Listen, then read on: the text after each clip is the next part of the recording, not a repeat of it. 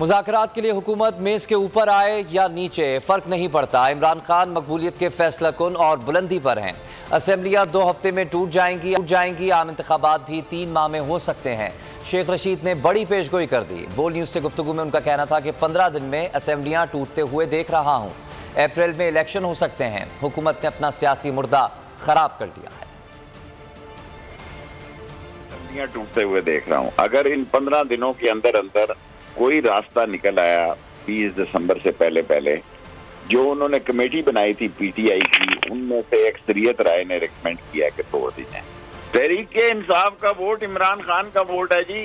जहां उन हल्कों में लोगों ने इमरान खान को वोट दिया है, जहां इमरान खान गया नहीं और उनको पता था उसने असम्बली में जाना, किसी ने पुल नहीं बनाना, किसी ने सड़क नहीं बनानी। 23 मार्च को पहला रोजा है या 22 को ईद के बाद हो जाए या रमजान में हो जाए, अप्रैल में इलेक्शन हो जाए। जी का जाना ठहर गया है। इन्होंने अपना सियासी मुर्दा खराब कर लिया है। 13 पार्टियों की कोई वोट बैंक नहीं है।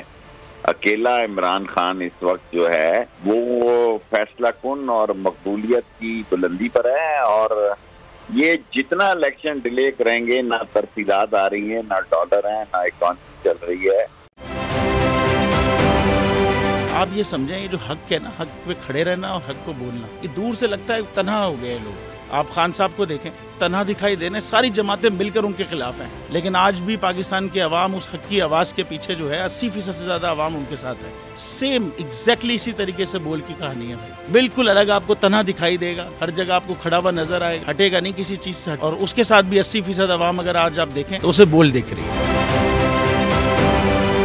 जाली केस है ना, ये हम पे उस वक्त बनाए गए थे जब हुकूमत यही थी, इन्हीं लोगों की हुकूमत थी ना। और ये जाली केस, इनको मैं नहीं कह रहा इस केस को जाली केस, इनको पाकिस्तान में क्या पूरी दुनिया में एक ऐसा शिकायत कुंदा नहीं मिला, एक ऐसा कंप्लेनेंट नहीं मिला जिसने ये कहा हो कि हमारे साथ फ्रॉड हुआ है। तो ये खुद ही बन गए कंप्लेनेंट और ये खुद ही इन्होंने खुद ही इन्वेस्टिगेशन की, उसकी खुद ही तफ्तीश भी की। यानी कि कंप्लेनेंट भी है, इन्वेस्टिगेशन ऑफिसर भी है। और इन द एंड इन्होंने फिर उसके बावजूद ये कोर्ट में जमा कराया कि जी ये केस जाली केस था और इसमें किसी किस्म जो कुछ एग्जैक्ट कर रहा था सब लीगल। ये मेरी बात नहीं है, ये इनके इन्वेस्टिगेशन ऑफिसर की बात। सबसे ज्यादा व्यूज और सबसे ज्यादा रेटिंग के साथ बोल आज भी रहा नंबर 1 पर। सब्सक्राइब करें और बेल दबाएं ताकि कोई खबर रह न जाए।